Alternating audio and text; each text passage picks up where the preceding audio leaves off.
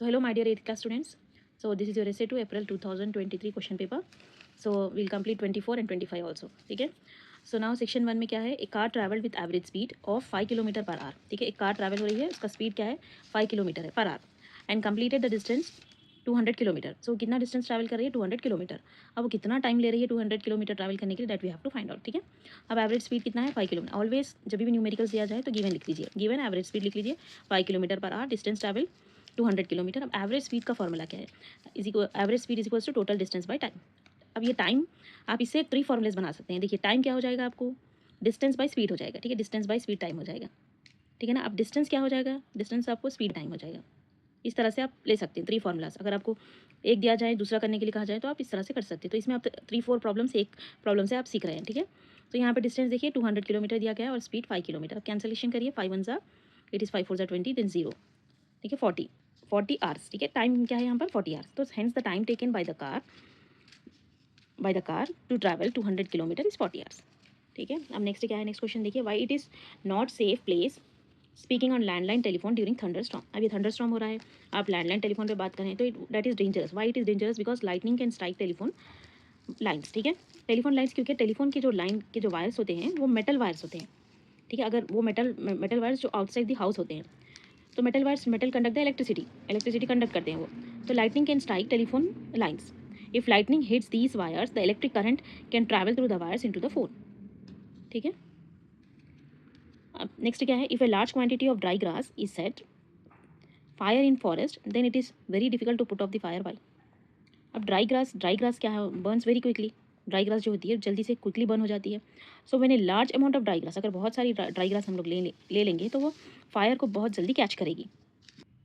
The fire spread so it becomes very difficult to control it. तो spreading जल्दी से होती है, ड्राई ग्रास स्प्रेड करती है फायर को, जिसकी वजह से डिफिकल्ट हो जाता है फायर को कंट्रोल करना. ठीक है, फोर्थ क्वेश्चन है, देखिए draw the electric circuit diagram of given material torch bulb dry cell 2 drawing pins. ठीक है, ये ड्राइंग पिन, सेफ्टी पिन और पीसेस ऑफ कनेक्टिंग वायर्स. अब इलेक्ट्रिक सर्क्यूट का डायग्राम डालना है. सर्क्यूट डायग्राम इस तरह से ही होता है ना. तो इसमें क्या क्या ड्रॉ करना है आपको, पहले टॉर्च बल्ब, देखिए ये बल्ब है, ये टॉर्च बल्ब है. फिर एक ड्राई सेल को ड्रॉ कर दीजिए, प्लस माइनस 2 टर्मिनल्स होते हैं ना सेल में. देन सेफ्टी पिन, एक सेफ्टी पिन ड्रॉ कर दीजिए. ठीक है ना, 2 ड्राइंग पिन्स भी है, देखिए 2 ड्राइंग पिन्स है और पीसेस ऑफ कनेक्टिंग वायर्स है. अब ड्राइंग पिन्स क्या है, ये है ड्राइंग पिन्स. ठीक है, ये ड्राइंग पिन्स है and pieces of connecting wires, ये कनेक्टिंग वायर्स है. इस तरह से आप ड्रॉ कर दीजिए circuit diagram. So draw the graph of non uniform speed. ठीक है, एक होता है यूनिफॉर्म स्पीड, जो यूनिफॉर्मली होता है. स्पीड अगर करेक्टली यूनिफॉर्म वे में है तो वो यूनिफॉर्म स्पीड, जिसका ग्राफ होता है स्ट्रेट ग्राफ होता है. ठीक है, नॉन यूनिफॉर्म स्पीड में क्या हो जाता है, ग्राफ चेंज हो जाता है. ठीक है, स्ट्रेट नहीं रहता है. तो यहाँ पे एक्स एक्सिस में टाइम लेंगे हम लोग, डिस्टेंस वाई एक्सिस में लेंगे. टाइम जो भी दिया गया है वो अगर आप ले रहे हैं, अगर डिस्टेंस ले रहे हैं तो इस तरह से ग्राफ इस तरह से बनेगा आपको नॉन यूनिफॉर्म स्पीड का. 6th question is right an application of rapid combustion. ठीक है, कंबशन होता क्या है, जब ऑक्सीडेंस और एयर के प्रेजेंस में जब कोई चीज़ बर्न होती है, जैसे हम कंबशन कहेंगे. सो इसमें टाइप्स ऑफ कंबशन होते हैं, स्पॉन्टेनियस होता है, रैपिड कंबशन होता है. तो रैपिड कंबशन क्या है, substances burn quickly, produces heat and light. Burn हो जाता है क्विकली और it produces heat and light. देखिए गैस स्टव है, देन मैच स्टिक है, फायर क्रैकर्स है और पेट्रोल इन व्हीकल्स इंजन है. तो ये सब आप इसके एप्लीकेशंस लिख सकते हैं रैपिड कंबशन की. Right an application of CNG in daily life situation. ठीक है, सीएनजी यानी कि कंप्रेस्ड नेचुरल गैस, ये कहाँ पर यूज़ होती है, व्हीकल्स में. इन व्हीकल्स, पब्लिक ट्रांसपोर्ट के. It is a cleaner fuel. ठीक है, ये एक क्लीनर फ्यूल है जो लेस स्मोक प्रोड्यूस करती है. ठीक है, सेक्शन 2 में देखिए, why a graph is not a map. A graph is not a map because a graph is use to show the always the numerical data. जो भी नंबर्स का है, जो भी न्यूमेरिकल डाटा है वो हमें ग्राफ बताता है. एंड मैप क्या करता है, geographical location, physical features of earth बताता है. Now next question is prepare a tabular form for types of fuels. Solid है, लिक्विड है और गैशियस, 3 स्टेट्स है. ठीक है, so for a given data, cow dung, cakes, kerosene, CNG, diesel, इन सब नेम लेकर आपको एक टेबल बनाना है. फ्यूल क्या है, सॉलिड, लिक्विड, गैस फ्यूल. ठीक है, एग्जाम्पल्स क्या क्या है, सॉलिड में क्या लिखेंगे आप, कोल, वुड है, इसमें से आपको चूज़ करना है. काउ डंग है, केक्स है, इंसेंस स्टिक है, ये सब सॉलिड चीज़ें हैं. लिक्विड चीज़ें क्या है, केरोसिन है, डीजल है, स्पिरिट है. गैस में गैस फॉर्म में क्या होता है, सीएनजी होता है और एलपीजी होता है. अब नेक्स्ट क्वेश्चन देखिए, complete the given figure for the formation of an image by plane mirror. अगर आप इस नेम को प्लेन मिरर के सामने रखेंगे, डैड है नेम, सो डी क्या हो जाएगा, देखिए डी इस तरह से हो जाएगा, ए तो वही रहेगा ऐसे, देन फिर इस तरह से डी इस तरह से हो जाएगा. आपको इमेज लिखना है, यहाँ पे इमेज किस तरह से फॉर्म होती है वो आपको इसमें बताना है. So write the differences between loudness and feebleness of in sound. ठीक है, लाउडनेस और फीबलनेस में क्या डिफरेंस होता है. लाउडनेस यानी कि स्ट्रॉन्ग साउंड होता है, हाई साउंड होता है. वीक साउंड जो होता है वो फीबल साउंड होता है, low sound. It can be heard easily, ये अच्छी तरह से सुन सकते हैं हम लोग। ये feeble sound difficult two year, यहाँ पे एम्पलीट्यूड लार्ज होता है, यहाँ पे एम्पलीट्यूड स्मॉल होता है, ठीक है। एम्पलीट्यूड यानी कि उसकी मैक्सिमम कैपेसिटी कहाँ तक वो जा सकता है, ठीक है। तो मैक्सिमम डिस्प्लेसमेंट उसका कितना होता है, लार्ज होता है। यहाँ पे मैक्सिमम कितना, मैक्सिमम डिस्प्लेसमेंट स्मॉल होता है फीबल साउंड में। 12th क्वेश्चन है the aim of experiment is to show the necessity of air for burning write material required. ये एक्सपेरिमेंट तो आपको पता है, इसमें क्या करते हैं हम लोग, कैंडल लेते हैं, उसे एक प्लेट में रखते हैं, कैंडल को जलाकर, देन आप उस पर ग्लास जार रख देते हैं। अब ये क्या बताता है कि oxygen is necessary for combustion. तो इस तरह से आपको इसमें क्या क्या मटेरियल हम लोग यूज़ कर रहे हैं, सिर्फ मटेरियल्स लिखना है, that is candle, match box, glass jar and a plate. अब नेक्स्ट 13 क्वेश्चन है इलेक्ट्रोप्लेटिंग के यूजेस। इलेक्ट्रोप्लेटिंग क्या होता है, एक प्रोसेस होता है जिससे हम कोई भी चीज़ को ऊपर से प्लेटिंग करते हैं इलेक्ट्रिसिटी के जरिए से, ठीक है। Electroplating is use in industry for coating metal objects. Metal objects को कोट करने के लिए इलेक्ट्रोप्लेटिंग इंडस्ट्री में यूज़ करते हैं with thin layer of different metal.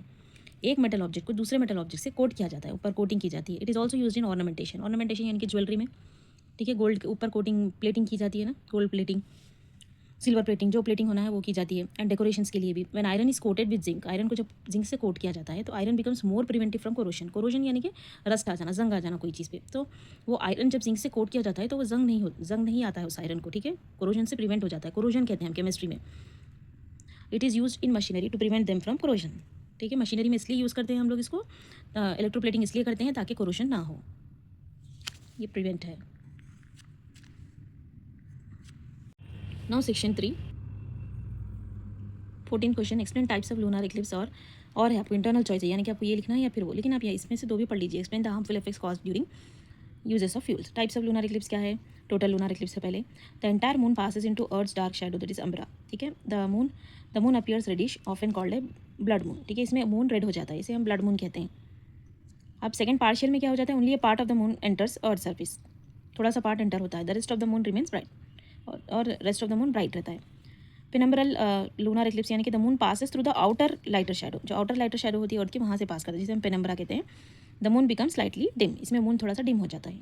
ये 3 पॉइंट्स लिखना है आपको इसके लिए।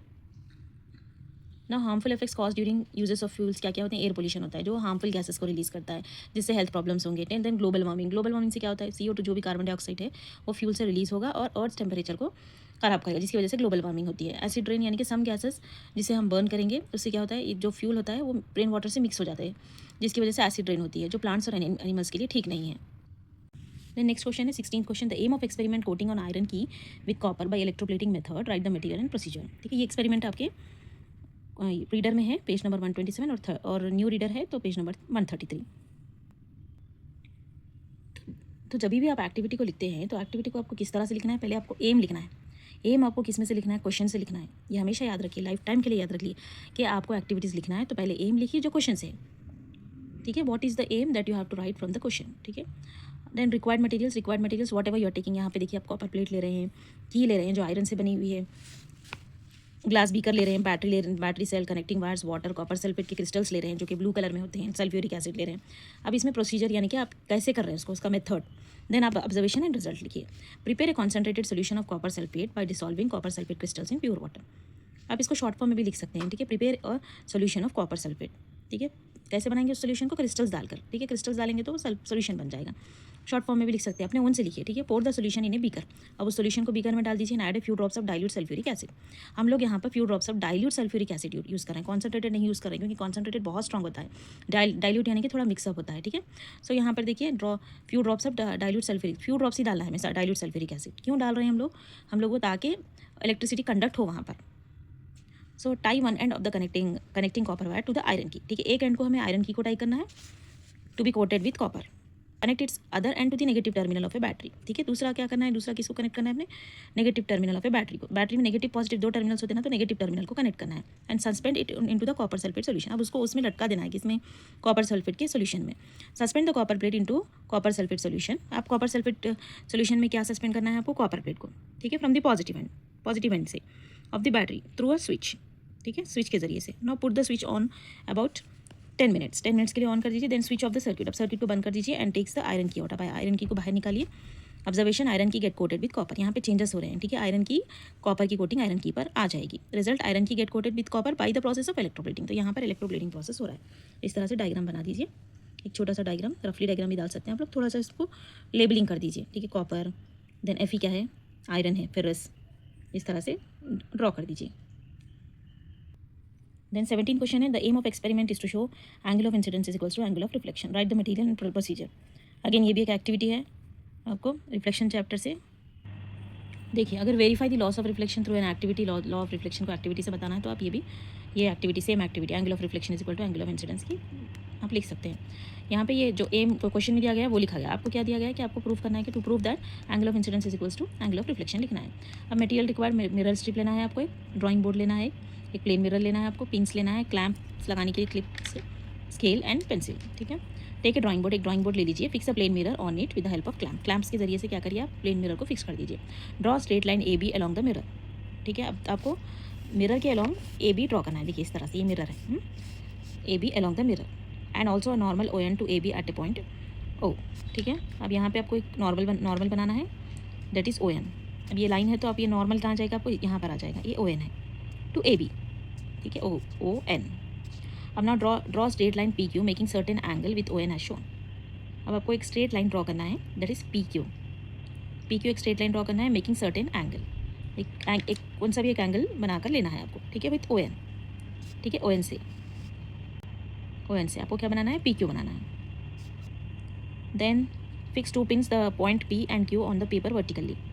अब पेपर पे क्या करना है आपको, टू पिन्स फिक्स करनी है पी एंड क्यू के पास। देखिए यहाँ पर एक pin P, another pin Q के पास, वर्टिकली आपको लगाना है। Observe the image. ठीक है, ऑब्जर्व द इमेज P1। अब इसकी इमेज जब आप करेंगे, देखिए यहाँ पर आप ऐसे मिरर को रख के जब आप देखेंगे मिरर पर तो आपको एक इमेज मिलेगी। ठीक है ना, इमेज मिलेगी जिसे आप नेम देंगे P1। ठीक है, पी की P1 हो जाएगी, क्यू की Q1 हो जाएगी in the mirror kept along the line AB। अब यहाँ पे देखिए AB के अलॉन्ग है वो, एंड PQ और ON का, PQ और ON का एंगल सेम हो जाएगा, ये और ये। ठीक है, दोनों एंगल, यानी कि angle of incidence is equal to angle of reflection, ये आपको ऑब्जर्वेशन में लिखना है। सो मैं आपको इस एक्टिविटी को थोड़ा सा और इजी एक्सप्लेनेशन में आपको मैं मेरे व्हाट्सएप चैनल पर भी भेजूँगी, आप देख लीजिए। ठीक है, यहाँ पर हम लोग प्लेन मिरर रख रहे हैं, ये प्लेन मिरर है, प्लेन मिरर रख के हम लोग जो भी उसके जो पी क्यू, हम पीछे से पी क्यू ड्रॉ करते हैं, फिर उसका जो जो भी रिफ्लेक्शन आता है उसे हम पी डैश और क्यू डैश, रिफ्लेक्शन हमें मिरर में दिखेगा, यानी कि ये पिंस वहाँ पर दिखेंगे तो हमें उसे डॉट करके P1 Q1 बनाना है इस तरह से। 17 क्वेश्चन है, prepare the table of the given data for connectivity of electricity under the headings of, पहले सीरियल नंबर बनाना है, liquid material, then does LED LED glow, then good conductor और बैड कंडक्टर, दैट आपको दिया गया है। तो अब सीरियल नंबर में 1 2 3 4 5 लिख दीजिए। लिक्विड मटेरियल में क्या, लिक्विड मटेरियल्स क्या क्या है वो लिख दीजिए, बोर वाटर है, कोकोनट ऑयल है, लेमन जूस है, शुगर सोल्यूशन है, डिस्टिल वाटर है। Does LED glow, yes. Bore water में सॉल्ट होता है, yes. Coconut oil no, LED glow नहीं होगा। क्यों नहीं ग्लो होगा, क्योंकि वहाँ पे इलेक्ट्रिसिटी कंडक्ट नहीं हो रही है। लेमन जूस में इलेक्ट्रिसिटी कंडक्ट होती है क्योंकि उसमें एसिड होता है। शुगर सोल्यूशन में नो, डिस्टिल वाटर में नो क्यों, क्योंकि मिनरल्स लॉस्ट हो जाते हैं। ठीक है, डिस्टिल वाटर से पूरे मिनरल्स को निकाल देते हैं। यस यानी कि गुड कंडक्टर, नो यानी कि bad, good bad bad.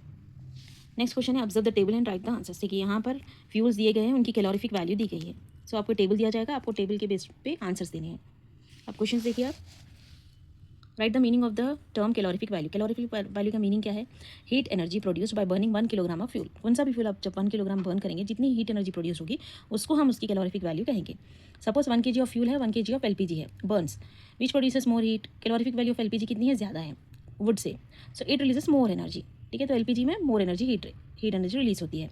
Best fuel क्या है कुकिंग के लिए जो हम लोग यूज़ करते हैं हमारे घर में, LPG, लिक्विड पेट्रोलियम गैस।